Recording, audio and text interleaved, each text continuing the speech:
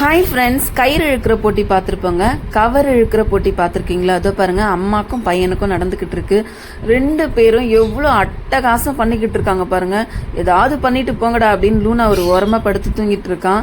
அம்மாக்கும் பையனுக்கும் இதே வேலைங்க. அங்கே ஸ்லாப்ல இருக்க எல்லா பொருளையும் கீழே தள்ளிடுவாங்க.